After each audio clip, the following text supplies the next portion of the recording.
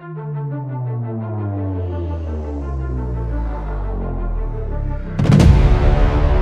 VMTV vai estar à conversa com os cabeças de lista pelo Círculo Eleitoral de Braga com assento parlamentar na Assembleia da República. As ideias e as sugestões que cada partido tem para a região do Minho e para o país. As eleições legislativas 2024 são aqui, na VMTV, Verde Minho Televisão.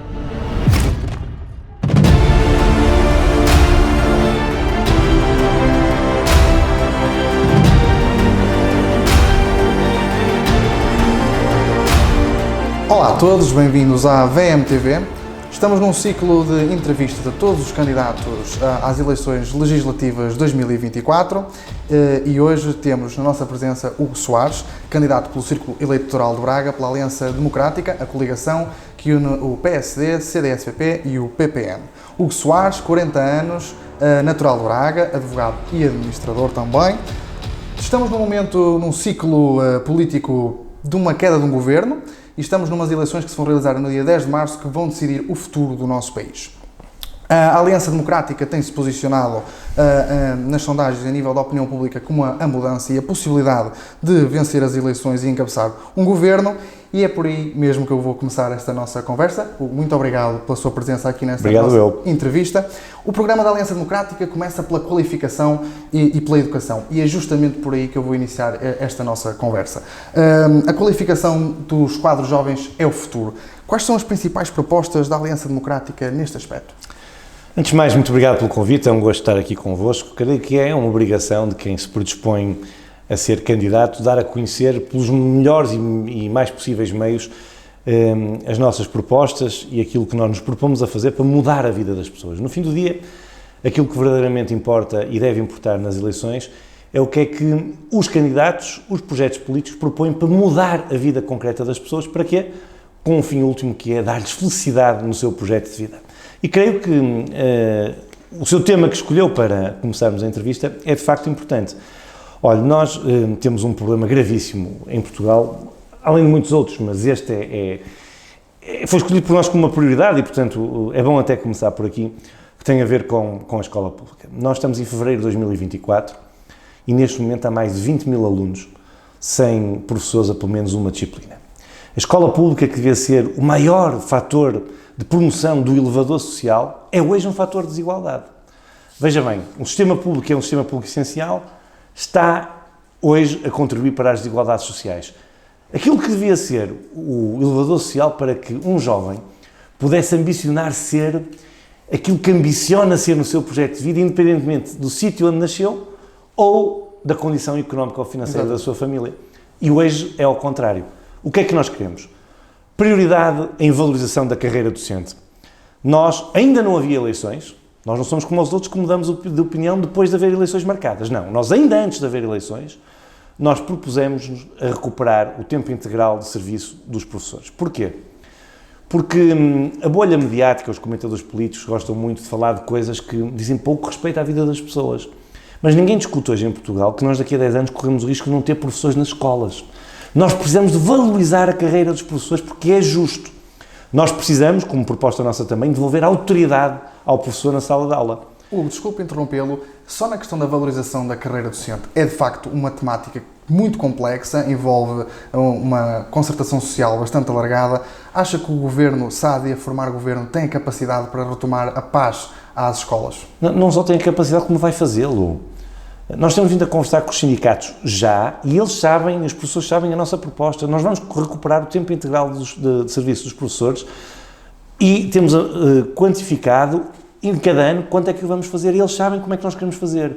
Porque é preciso devolver a autoridade aos professores. Essa contestação que diz, essa falta de paz social nas escolas, também retira autoridade aos professores. E na escola de aula, dentro da sala, o professor deve ser uma autoridade e deve ser respeitado. Devemos tirar burocracia também ao papel do exercício do professor. O professor deve ser para dar aulas. Queremos reforçar o projeto pedagógico e autonómico de cada escola. Queremos devolver a exigência ao ensino, devolvendo as provas no final de cada um dos ciclos. Exigência na escola não significa que nós não gostemos dos nossos filhos ou dos nossos netos. Eu tenho filhos e quero que a escola seja exigente com eles, como foi comigo. porque isso é valorizar o seu sacrifício e o seu percurso. Portanto, a educação é mesmo uma prioridade da AD e agradeço terem começado precisamente por aí. Ainda no tema da educação, e para terminar o tema da educação, Braga é um distrito bastante amplo, com uma realidade urbana, mas também uma realidade bastante diferente daquela que vivemos na cidade. A oferta da formação profissional nas escolas do interior não é a melhor. Muitas das vezes os estudantes, como é o caso dos concelhos limítrofes à cidade de Braga, Póvoa de Lanhoso, Guimarães, Vieira do Minho, têm que deslocar-se durante quilómetros para a cidade. Como é que a AD consegue prometer aos jovens do interior uma formação profissional adequada nas escolas onde têm as aulas? Deixa-me dizer, em primeiro lugar, na AD não se faz promessas, assume-se compromissos. Eu queria mesmo estabelecer esta diferença de uma vez por todas na política portuguesa. Os portugueses estão fartos de promessas. Por isso depois não votam, é por isso que queixam de populismos, é por causa das promessas que são constantemente incumpridas. E no nosso distrito, no meu e no seu, são sebejamente conhecidas as propostas repetidas destes 8 anos de socialismo que empobreceu o país e que depois não foram cumpridas. A questão da oferta no ensino profissional é uma grande questão, porque nós precisamos mesmo de ter um ensino vocacionado para aquilo que são as necessidades do mercado. Nós sabemos que hoje, quando se precisa de um carpinteiro, de um picheleiro, de um bom cabeleireiro, nas profissões que são profissões técnicas, no fundo, nós estamos com uma grande lacuna. E as empresas têm-nos dito isso. E, portanto, é muito importante nós apostarmos outra vez nas escolas de formação profissional e formar bons quadros. Temos que encontrar instrumentos para que essa oferta deva ser diversificada e deva ser feita também noutros territórios. Em territórios, como dizia, limítrofes aos grandes centros urbanos. Sabe porquê? Porque nós, ao levarmos também esses investimentos para os concelhos mais desertificados, estamos a combater a desertificação e estamos a promover a coesão territorial. A lógica do investimento público deve ter sempre em atenção a coesão territorial. Nós temos que fazer uma escolha. Ou queremos um país inclinado para o mar, ou queremos um país, aí sim, por inteiro. E nós queremos um país inteiro, um país de coesão territorial. E sobre isso podemos falar abertamente, porque temos várias propostas. Vamos ter a oportunidade mais à frente desta entrevista de abordar esse tema, mas não poderia deixar de terminar o tema da educação e passar para um tema que também está bastante presente na vida dos portugueses, que é a saúde. Estamos próximos de fazer 50 anos do 25 de Abril, uma concretização de Abril foi o Serviço Nacional de Saúde, que está em crise. Neste momento, é um facto, os dados comprovam-no. A pergunta que lhe faço, analisando também o programa da Aliança Democrática, que propõe-se a redefinir a rede de urgências e referenciação hospitalar com os centros de saúde, será uma solução para descongestionar os grandes hospitais dos centros urbanos? Não tenho dúvida, mas Miguel, permite-me corrigi-lo. O Serviço Nacional de Saúde não está em crise, está no caos. Nós temos hoje, como nunca, em causa o Serviço Nacional de Saúde. O Partido Socialista, que se arroga no pai do Serviço Nacional de Saúde, no grande defensor do Serviço Nacional de Saúde, destruiu-o. As imagens são conhecidas, das pessoas despejadas em macas, das ambulâncias à porta dos hospitais, mais portugueses sem médicos de família, maior e mais atrasos nas consultas e nas cirurgias. Aqui acresce uma coisa que eu gosto sempre de falar. As mulheres, nos momentos mais difíceis da sua vida, hoje, quando vão dar à luz, não sabem se o podem fazer no hospital de referência da sua área de residência ou se vão encontrar o serviço de obstetrícia fechado. Isto é terceiro-mundista. Como é que nós queremos combater isto? E respondendo à sua pergunta, olha, nós não temos ideologia público-privada. A nossa ideologia são as pessoas. Resolver a vida concreta das pessoas. Não há um português que se preocupe se o serviço de saúde que ele precisa, a cirurgia que ele precisa, o médico de família que ele precisa, se é público ou se é privado. Qual é a nossa proposta? Utilizar a capacidade instalada do setor social, designadamente das misericórdias, e do privado, para de forma gratuita poder responder à medicina familiar e recuperar o tempo de espera nas consultas e nas cirurgias. Como? Muito simples. No dia em que passar o prazo estabelecido para que essa consulta seja feita ao utente, ele imediatamente recebe um voucher para ir a uma misericórdia ou ao setor privado, pago pelo Estado para ser atendido e ver resolvido o seu problema de saúde. O complexo ideológico do Partido Socialista e das esquerdas radicais destruíram o Serviço Nacional de Saúde, despejaram dinheiro, não valorizaram a carreira dos médicos, dos enfermeiros, dos técnicos de diagnóstico terapêutico, dos técnicos de radiologia, todos os trabalhadores que exercem funções no Serviço Nacional de Saúde estão desmotivados, porque não têm a valorização da carreira e estão assoberbados em trabalho, não conseguem corresponder às necessidades, Nós temos que salvar o Serviço Nacional de Saúde.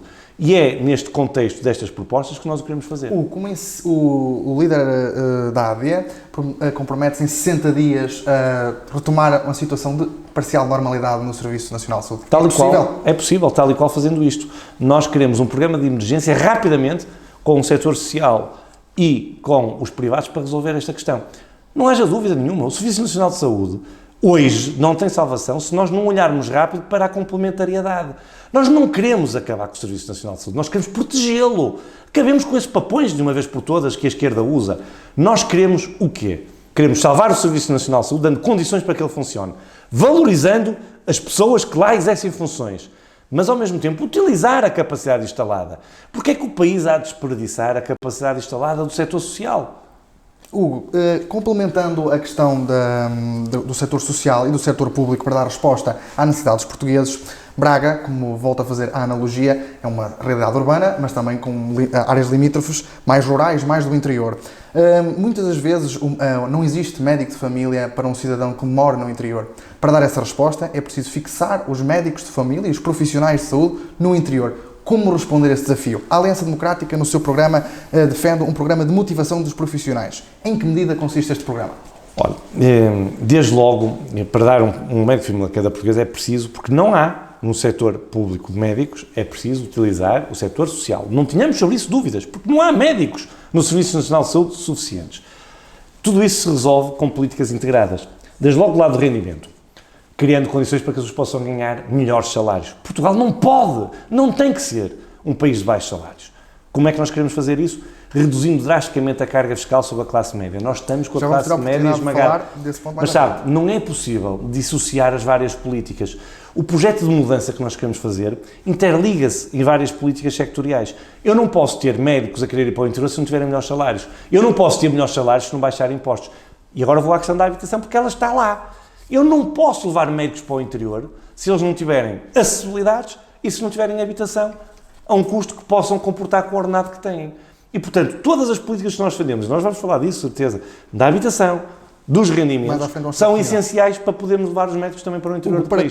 E para o interior do país significa também para concelhos do nosso distrito, para Vieira do Minho, para Terras de Douro, para Póvoa de Lanhoso, para todos os concelhos do interior do nosso distrito, também precisam que sejam olhados com atenção. Para terminar o tema da saúde e ainda na questão do nosso hospital de Braga, muito se tem debatido a nível nacional da eficiência ou não das parcerias público-privadas e do verdito do Tribunal de Contas ou não, como é público. Braga perdeu em perder a sua parceria público-privada na gestão do hospital? Não há dois verditos, há a verdade e a mentira. As parcerias público-privadas eram, de facto, melhor para os utentes. Braga perdeu por ter acabado... A AD compromete-se a retomar essa concertação? A AD vai querer mesmo muito procurar olhar, hoje é muito mais difícil, mas procurar olhar para aquelas que possam ser ainda recuperadas ou fazer outras. Vejam uma coisa, nós tínhamos melhores indicadores de referência a nível europeu em vários indicadores e gastava-se muito menos dinheiro. Foi o complexo ideológico que acabou com estes indicadores e que hoje o serviço é pior. Mas eu quero dizer às pessoas, e quero dizer aos portugueses, e quero dizer aos eleitores do meu distrito, sim, do meu distrito, nós não precisamos de importar ninguém, nós somos de cá, todos conhecemos as pessoas e o território, e as pessoas conhecem-nos, que nós não estamos numa lógica da ideologia do público e do privado. Eu gosto desta frase, a nossa ideologia, por isso eu repito, são as pessoas, a vida das pessoas. Deixem lá a ideologia, resolvam o problema da vida das pessoas, que é isso que as pessoas querem no fim do dia. Muito bem, penso que ficou claro as propostas da Aliança Democrática no campo da saúde e passando também para um tema muito presente na vida dos portugueses, a habitação. A habitação tem sido bastante discutida nos debates e nas propostas dos diferentes partidos políticos, nomeadamente pelos preços elevados, quer das rendas, quer da própria aquisição da primeira casa para os jovens. E vou inicialmente começar justamente pelos jovens. A AD compromete-se na isenção do IMT na compra de uma primeira casa dos jovens até aos 35 anos. Imposto ele também. É a solução para os jovens poderem ter a sua primeira casa e poderem sair da casa dos pais? Miguel, não há soluções que sejam uma bala de prata que resolvam os problemas todos por si, mas essa é uma solução que ajuda muito. Um jovem não ter de pagar impostos na aquisição da primeira habitação já ajuda bastante. Mas nós temos outra. Nós temos a proposta de que Um jovem que procura um empréstimo bancário e não consegue que o banco lhe cubra a totalidade do empréstimo porque nunca cobre e que não tem capitais próprios para fazer face a essa despesa, o Estado sirva de garantia para o restante montante que o banco lhe vai emprestar. Isto faz a diferença toda, porque é a possibilidade do jovem poder mesmo fazer a aquisição. Mas o problema da habitação em Portugal, este é o problema da habitação jovem, não se resolve só assim. Resolve-se do lado da procura e do lado da oferta. Nós precisamos ter mais casas no mercado. E como fazê-lo? Para termos mais casas no mercado, nós precisamos de licenciamentos mais rápidos e expeditos com a responsabilidade das pessoas. Se todos os licenciamentos que estão nas câmaras municipais do país estivessem hoje em construção, nós não tínhamos problema de habitação em Portugal. O problema é que nós tínhamos que ter pessoas mais responsáveis na fiscalização a posteriori e confiar nos promotores. Nós temos que deixar de ser um país de suspeição. Veja, nós precisamos urgentemente de casas. O Estado também deve intervir, como é evidente, na construção da habitação social e da habitação a custos controlados, em parceria com os privados, porque nós não devemos ter medo dos privados, são eles que constroem as casas. Mas eu vou mais longe. Nós temos que atuar do lado da oferta e do lado da procura, precisamente do lado dos preços, como já lhe disse, nas várias medidas que temos, designadamente para os jovens. Mas, veja, quem é que foi o ministro responsável pela tutela da habitação em Portugal? Propõe-se a mudar a situação e o paradigma? Propõe-se a mudar tudo, veja. O Pedro Nuno Santos, que é candidato a primeiro-ministro, que saiu por iniciativa à figura de ministro, não serviu para ministro, agora quer ser primeiro-ministro, mas propõe-se a fazer tudo diferente do que fez nos últimos 8 anos. Eu acho isto de uma total falta de credibilidade. Das duas, uma. Ou o Pedro Nuno Santos diz assim aos portugueses: meus amigos, eu estive no governo 8 anos, mas enganamos-nos, e agora quero fazer tudo ao contrário. E eu respeito. Enganou-se, quer fazer ao contrário. Ou então tem que dizer: olha, eu estou mais uma vez a aldrabar porque eu estou a dizer que vou resolver um problema que não fui capaz de resolver. Deixe-me dar um exemplo. O alojamento local foi determinante para a reabilitação dos centros urbanos, que foi determinante para que muitos portugueses pudessem ter um rendimento extra, criar o seu próprio negócio para fazer face às suas condições difíceis de vida. O que é que o Partido Socialista quis fazer? Acabar com o alojamento local. Eu quero dizer, nós somos antítese disto. Nós queremos fazer o contrário do que foi feito. Porque há uma realidade que ninguém pode desmentir.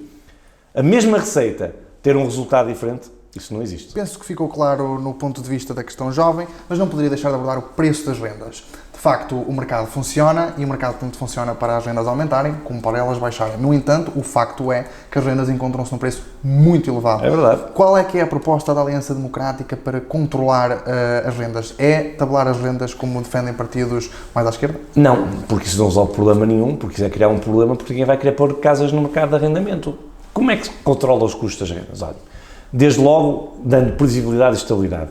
Criamos um estímulo em benefício fiscal para que os contratos de arrendamento sejam superiores a 1 ano. Hoje o que está a acontecer é que muita gente procura uma casa para arrendar, o senhorio só lhe faz o contrato por 1 ano porque sabe que no ano seguinte vai arrendar por mais caro. O que é que nós queremos? Queremos precisamente criar um estímulo para que os contratos de arrendamento tenham maior durabilidade. Mas as rendas só deixem se houver mais oferta. Sobre isso que ninguém tenha dúvida. No dia em que Portugal tiver casas suficientes, as rendas descem. Porquê? Porque não pode haver especulação. E é isso que nós queremos combater. Penso que ficou claro o Soares do tema da habitação, quer para os jovens, quer para os adultos do nosso país, e vou passar para um tema também muito importante e que faz mexer o nosso país, que é a economia. Muito recentemente a Aliança Democrática apresentou o seu cenário macroeconómico ao país, desenvolvido por um conjunto de economistas referenciados da nossa sociedade civil. A pergunta que lhe faço é, imediatamente, o ordenado mínimo nacional. A AD compromete-se a uma valorização do ordenado mínimo substancial, mas nós temos que ter em conta que o tecido empresarial português é composto de cerca de 92% por pequenas e médias empresas. Como é que estas pequenas e médias empresas, muitas das vezes 2, 3, 4 funcionários, vão ter capacidade para pagar este ordenado? E de que forma também o salário médio nacional pode aumentar para ajudar a classe média, como acabava de referir no início da nossa conversa? Bem, você disse tudo na pergunta. Miguel disse absolutamente tudo na pergunta. Nós temos um salário mínimo baixo e nós propomos elevá-lo para 1.000 euros até ao final da legislatura. Só que nós temos um salário mínimo encostado ao salário médio. Hoje o salário médio em Portugal é muito baixo, a classe média está esmagada. O que é que nós nos propomos a fazer? Libertar a classe média da carga fiscal em exagero que tem. Nossa primeira prioridade, redução dos impostos sobre a classe média, com particular enfoque nos jovens, com uma taxa máxima de 15%, o que equivale até aos 35 anos, veja o tempo previsível que os jovens têm de ter uma baixa taxa de IRS, que significa mais ou menos pagarem 1/3 do que pagam hoje. É a forma mais rápida de dar rendimento às pessoas. fazer subir o salário médio. Tudo o resto são reformas estruturais que nós temos que fazer para dar competitividade à nossa economia. Mas eu vou-lhe dar um exemplo e a resposta relativamente à questão do salário mínimo que me colocava. Nós hoje temos, também sobre as empresas, uma carga fiscal exageradíssima. Nós queremos levar o IRC para 15 pontos percentuais no prazo de 3 anos. Para quê? Para libertar recursos às empresas, para reinvestir, criar mais riqueza, mas sobretudo pagar melhores salários. A ideia de que baixar os impostos das empresas é para os patrões terem mais lucros é uma ideia aberrante que só uma esquerda radical a pode utilizar. Baixar os impostos às empresas significa criar riqueza para pagar melhores salários. Hoje, uma empresa multinacional que queira escolher um país para investir, olha para a carga fiscal. Sabe o que é que está a acontecer? Não sabe. Nós estamos a ser ultrapassados pela Roménia, pela Polónia, pela Hungria na captação de investimento estrangeiro. E nós, sem grandes empresas em Portugal, nós não pagamos bons salários. Nós não fazemos aumentar o salário médio. E esse é o nosso objetivo. Hugo, a diminuição da taxa de IRC, como falava agora no início, é a solução para permitir que a economia portuguesa cresça cerca de 3,4% ao ano? Não é a única solução. Quais são as diferenças dos outros programas eleitorais que Olha, desde logo essa. Bastante inferior? Desde logo essa. Desde logo o Partido Socialista é contra a baixa do IRC. Prevê um crescimento bastante inferior ao da Aliança Democrática. Pois prevê, porque com as mesmas políticas eles já sabem quais são os resultados. Nós queremos um programa de mudança, libertando a sociedade civil, dando condições para que as pessoas possam investir, pagando menos impostos, menos burocracia, libertando o Estado de coisas que o Estado não tem que fazer, mas que deve ser a sociedade civil a fazer.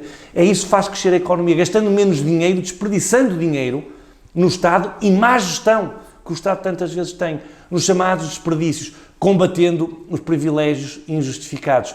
Uma economia mais livre, mais regulada, com o Estado forte, é uma economia que cresce mais. Deixe-me, Miguel, não leva mal, deixe-me dizer-lhe o seguinte: a redução do IRC só por si não resulta imediatamente num grande estímulo à economia, mas resulta num estímulo.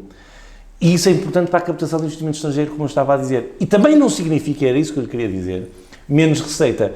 Nós, em 2014, nós reduzimos 2 pontos percentuais o IRC. Sabe o que é que aconteceu? A receita fiscal aumentou. O imposto baixou e o dinheiro arrecadado aumentou. Porquê? Porque a economia teve um estímulo.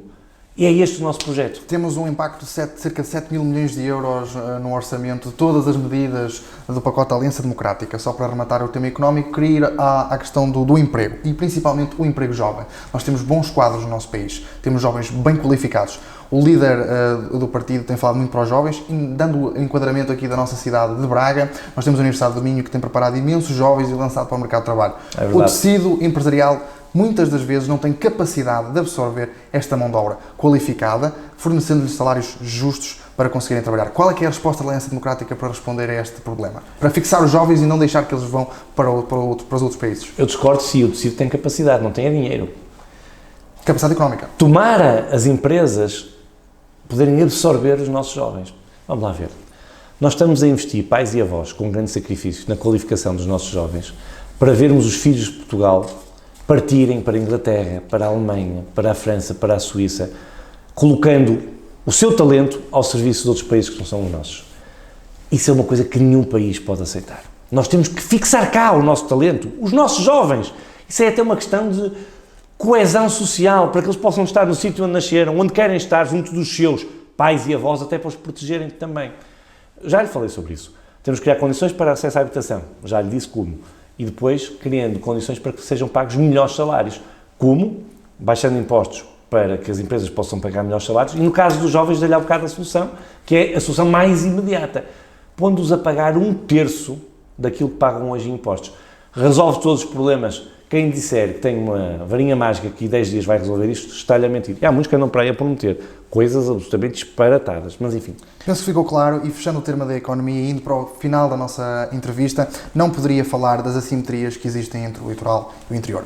O Distrito de Braga é característico na sua faceta mais urbana, muito próxima do litoral, mas também tem um interior despovoado, cada vez mais envelhecido e que tem que ser combatido. A primeira pergunta que lhe fazia, também em jeito de provocação, o Partido Socialista tem anunciado noutras regiões do país, não em Braga, que retirar o preço às scouts é uma medida de fomento ao interior. Essa é a solução para promover o interior e a sua ligação ao litoral? Essa pergunta dá-me vontade de rir. Eu vou dizer porquê. O PSD fez aprovar uma resolução na Assembleia da República que visava baixar substancialmente o preço das executes. O Ministro da Tutela, é um denominador comum a toda a entrevista, quem tinha o papel e a caneta na mão era o Pedro Nuno Santos, que agora é candidato a Primeiro-Ministro. Recusou cumprir essa deliberação. O Pedro Nuno Santos era contra a redução do preço das portagens. Agora que é candidato a Primeiro-Ministro, já não é contra a redução, é a favor da abolição. Quer que eu lhe diga uma coisa? A essa pergunta eu respondo assim. A falta de credibilidade de quem propõe tal medida não merece sequer ser debatida. Mas como promover uma maior ligação entre o interior... Baixando as portagens, criando condições para a fixação de jovens com as condições, com as propostas que eu já lhe disse, captando investimento. Quando falamos das escolas profissionais, levando para lá investimento público, é tudo isto, ao contrário do que tem sido feito pelo Partido Socialista. Relativamente a Braga, e depois desta provocação que acabei por lhe fazer, não poderia deixar de lhe perguntar num tema muito central para as povoações do eixo da comunidade intermunicipal do Ave, que é nomeadamente uma via de circulação que as consiga ligar. Guimarães, Póvoa de Lanhoso, Vieira do Minho, são regiões que se encontram isoladas do resto do eixo da região, porque não têm uma linha viária viável para que as pessoas possam circular e mercadorias possam circular. Para a economia crescer, é preciso que a economia instale empresas nesta região do interior para criar maior coesão. Como resolver? A via do Ave é uma utopia para as pessoas desta região? Posso lhe perguntar quem foi o Ministro da Tutela nos últimos anos? Entendo, mas a Aliança Democrática... Para não ser eu a dizer. Mas a Aliança Democrática... Não escondo atrás de nada, vou-lhe responder. Mas eu quero que as pessoas percebam que o candidato a Primeiro-Ministro do Partido Socialista foi mesmo, aquele que tem a mania que é um fazedor, foi mesmo aquele que nada fez pelo nosso distrito. Procuram respostas, só para entender e agora se a vou-lhe responder. analisou a questão e se tem isso em mente. Eu creio, sinceramente... Não comprometendo-se, claro. Como é evidente, porque não posso, mas eu vou-lhe responder, eu não fujo a nenhuma questão.